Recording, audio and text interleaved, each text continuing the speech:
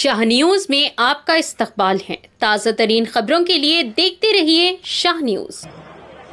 భారత రాజ్యాంగం అంటే బలవంతుడు బలహీనునిపై దాడి చేయొద్దు, బలహీనునికి రక్షణ కలగాలి.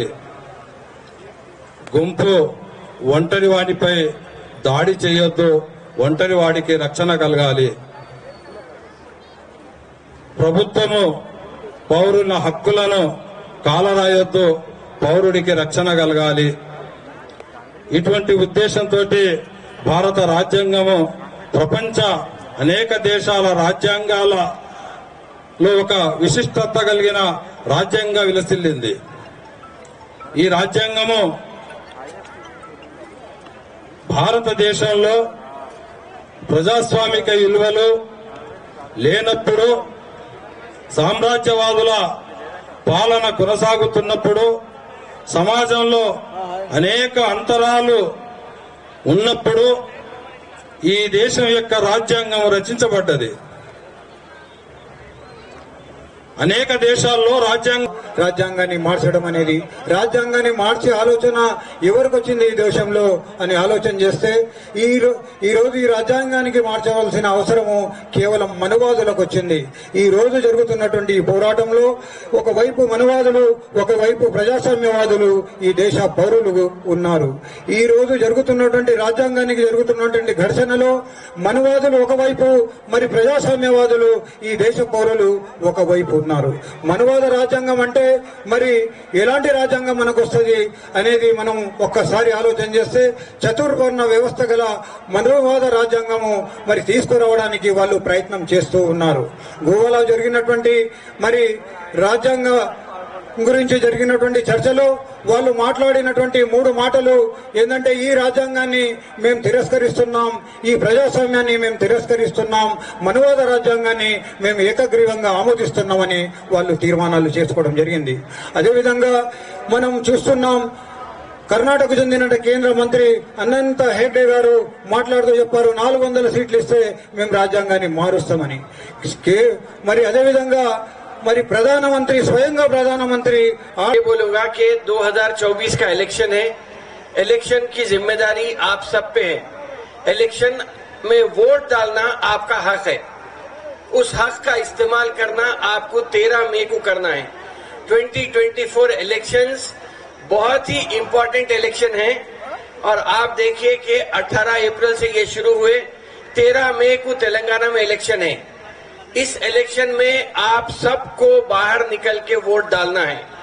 4 जून को इसके रिजल्ट्स आने वाले हैं, तो इसका अगर 4 जून को के बाद अगर आपको अच्छा हिंदुस्तान होना है, अच्छा भारत देश होना है, तो आपको अपना वोट डालना है। मैं पार्टी की बात योगेंद्र साहब अभी बोल के गए, तो मैं पार्टी की बात नहीं कर रहा हूं, लेकिन आप सब लोग अक्लमंद हैं, सबको अच्छा दिमाग ऊपर वाला दिया है, आप सोच के वोट डालिए।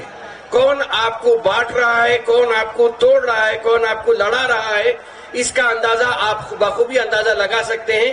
आपको सोच के वोट डालना है, एक बात। दूसरी बात यह है कि मैं आया हैदराबाद से, हैदराबाद में 4 मीनार है। 4 मीनार क्या बोलता? నగర్ దగ్గర ఉంటుంది. మా గ్రామంలో చాలా మంది ముస్లిమ్స్ ఉన్నారు. మా చిన్నప్పుడు మేము చదువుకున్నప్పుడు మాకు చదువు చెప్పింది క్రిస్టియన్స్. ఫ్రాంక్లిన్ సార్ అని ఉండేవాడు, లీలమ్మ అని ఉండేది. వాళ్ళు మా ఇంటికి వచ్చేవాళ్ళు. మా అమ్మ నాన్న వాళ్ళని చాలా గౌరవించేవాళ్ళు. మాకు చదువు చెప్పడానికి వాళ్ళు వచ్చారని ఆ రోజు క్రిస్టియన్స్ అని అంటే మాకు చదువు చెప్పిన వాళ్ళగానే మాకు గుర్తుంది. చదువు ఈ దేశానికి వాళ్ళు చాలా స్కూళ్ళు తెరిచి, కాలేజీలు తెరిచి, అమ్మాయిల కాలేజీ పెట్టి వాళ్ళు చదువు చెప్పారు. ఇవాళ అది మనం మర్చిపోయి క్రిస్టియన్స్ అంటే వాళ్ళు ఇక్కడ ఈ దేశంలో ఉండే వాళ్ళని మత మార్పిడి చేయడానికి వచ్చారు, వాళ్ళ పని అంతా తమ మతంలో చేర్చుకోవడమే అని వాళ్ళు ఏదైతే చెప్తున్నారో, ఎందుకు మతంలో ఎవరైనా పోతారు. ఇవాళ దళితులు క్రిస్టియన్స్ లో మారారు అని ఎవరైతే మీరు అంటున్నారో భారతీయ జనతా పార్టీ, మీరు అడగవలసిన ప్రశ్న ఏంటంటే, ఎందుకు వాళ్ళు అక్కడ పోతున్నారు? వాళ్ళ చర్చకు రాణిస్తారు, వాళ్ళకు చదువు చెప్తారు, వాళ్ళకు ఆరోగ్యం కొరకని హాస్పిటల్ పెడతారు. మిత్రులారా, 10 సంవత్సరాల కాలంలో దేశంలో అసమానతలు పెరిగిపోయినాయి, నిరుద్యోగ సమస్య తీవ్రమైంది, ధరలు ఎక్కువైపోయినాయి, గట్టిగా ప్రశ్నించే వాళ్ళందరి మీద కూడా దాడులు జరుగుతూ ఉన్నాయి. ఈ నేపథ్యంలోనే ఇవాళ 2024 పార్లమెంటు ఎన్నికలు జరుగుతున్నాయనేది మనం గుర్తించాలి. ఈ 10 ఏళ్లలో జరిగిన ఒక ప్రధానమైన మార్పు ఏంటంటే 80 మంది బిలియనియర్లు ఉండేది, వాళ్ళ సంఖ్య 160కి పెరిగింది. ఈ 160 మంది దేశంలో ప్రతి సంవత్సరం వస్తున్నటువంటి ఆదాయంలో పావుల వంతు అనుభవిస్తున్నారు. 160 మంది పావుల వంతు ఆదాయాన్ని అనుభవిస్తున్నారు. 40% సంపద వాళ్ళ చేతుల్లోనే ఉన్నది. కింద ఉన్న 50% మంది ప్రజలకి ఆదాయంలో 6.5% దక్కుతున్నది.